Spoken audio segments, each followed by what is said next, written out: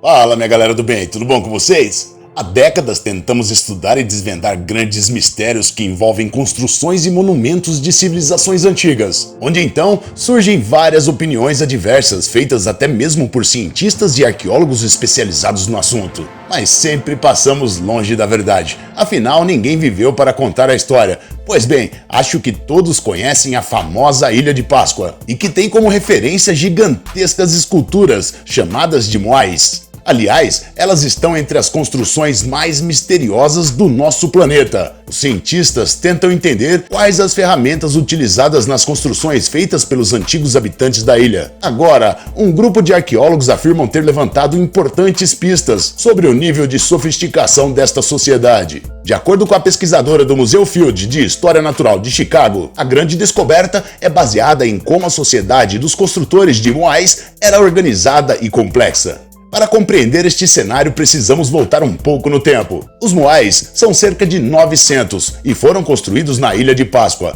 um dos lugares habitados mais remotos do mundo, e fica a 3.700 quilômetros da costa do Chile, no Oceano Pacífico. Marinheiros polinésios lá chegaram por volta do ano de 1100. Tornaram-se o povo Rapa Nui.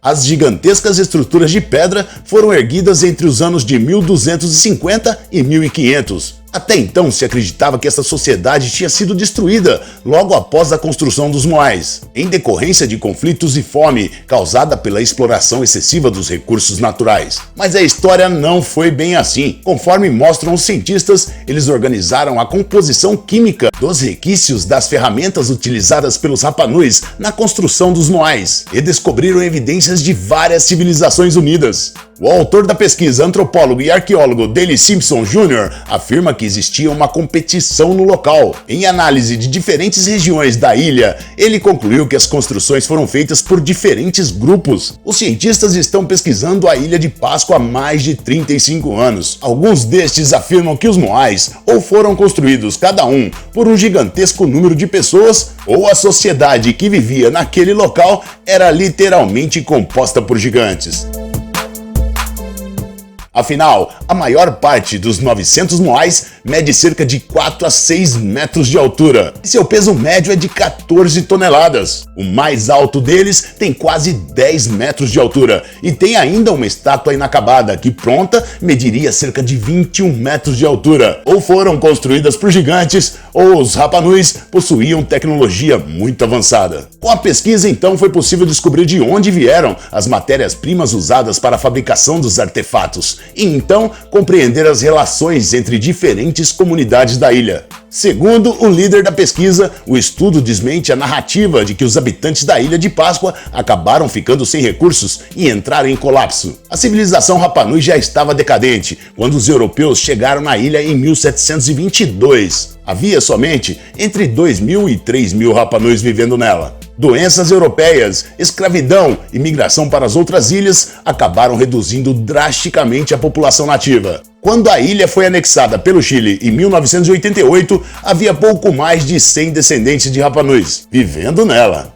Mas o que não falta é teoria para que seriam os moais, e nem de como desapareceram os Rapa Nuis. A explicação mais aceita sobre as estátuas é que seriam monumentos em homenagem aos líderes gigantes mortos. Mas existem ainda aqueles que acham que os moais eram uma espécie de reprodução da distribuição astronômica das estrelas. E tem uma minoria que diz ser para-raios, pois a ilha enfrenta grandes tempestades. O principal destas descobertas é que o governo chileno, no início deste mês, anunciou que a Ilha de Páscoa será rebatizada, fazendo referência ao passado ancestral do local. Assim, a ilha deverá se chamar Ilha Rapa Nui. Para quem não sabe, Rapa Nui significa Ilha de Gigantes, assim que se chamava antes, até a chegada dos europeus, até o explorador holandês Jacob chegar em um domingo de Páscoa e resolveu nomeá-la como Ilha de Páscoa. O que é o brilho misterioso captado pela NASA nos confins do Sistema Solar? Mais de uma década após ser lançada, a sonda New Horizons captou uma estranha luz que pode explicar um fenômeno misterioso observado há mais de 3 décadas. Se trata de um brilho ultravioleta que parece emanar dos confins do nosso sistema solar, mais precisamente de uma parede de hidrogênio que marca o ponto exato onde a influência do Sol sobre os corpos celestes começa a desaparecer. As duas naves da missão Voyager, lançadas no ano de 1970, identificaram estes sinais curiosos, este brilho, há cerca de 30 anos atrás. Mas a New Horizons é a primeira capaz de verificar este fenômeno e ajudar a explicá-lo. Ela foi lançada em 2006 com a missão, segundo a NASA, de nos ajudar a entender os limites do Sistema Solar. Para fazer isso, primeiramente se aventurou em Plutão e depois no famoso cinturão de Kuiper. A sonda então chegou mais perto de Plutão em julho de 2015, antes de entrar no cinturão de Kuiper, localizado além da órbita de Netuno. Antes mesmo de passar por Plutão, a New Horizons já vasculhava o espaço tentando localizar a tão falada parede de hidrogênio. Como vimos no vídeo anterior, o Sol produz uma corrente de partículas carregadas, chamado de vento solar, onde gera uma bolha magnética em torno de todo o Sistema Solar, cujo limite é conhecido por heliopausa. Fique ligado, os pesquisadores, no entanto, alertam que tal luz poderia emanar de uma fonte desconhecida, ainda mais distante. Após sobrevoar sobre um objeto no cinturão de Kuiper, chamado de Ultima Thule, em 2019 a New Horizons vai continuar tentando localizar pelo menos 2 vezes por ano esta parede de hidrogênio, ainda por mais um período de 10 a 15 anos. Um dos autores do estudo ressaltou que se a luz ultravioleta diminuir ou desaparecer em algum momento, isso significa que a sonda ultrapassou a parede de hidrogênio. Por outro lado, se o brilho não dispersar, quer dizer que sua fonte pode estar ainda mais longe nas profundezas do espaço. E uma das descobertas recentes mais importantes também da arqueologia aconteceu por acidente no México, quando o arqueólogo Sérgio Gomes trabalhava na conservação das pirâmides de Teotihuacan, no centro do México. Era uma época de chuva em 2003, quando caiu uma tempestade em uma noite de outubro e abriu um buraco no chão.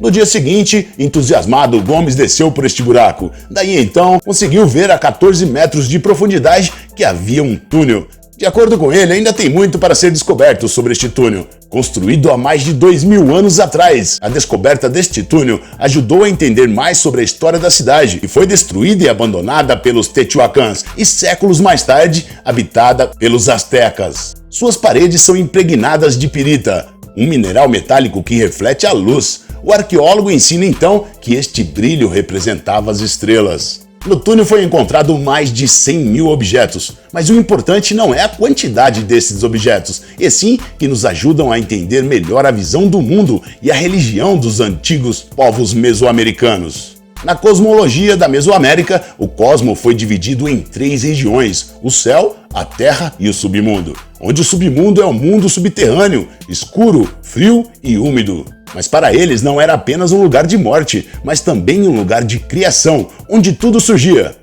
O mais interessante desta descoberta é que a entrada do túnel está coberta por uma tenda e protegida e não será aberta ao público.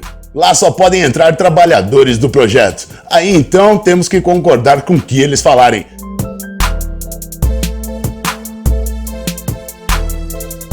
Por hoje é só, minha galera do bem. Espero que tenham gostado do vídeo. Se conhecem mais descobertas recentes e impactantes para o mundo, nos conte aí nos comentários. E lógico, não saia sem nos deixar aquele like gigante. Até a próxima e um forte abraço. Tchau, tchau.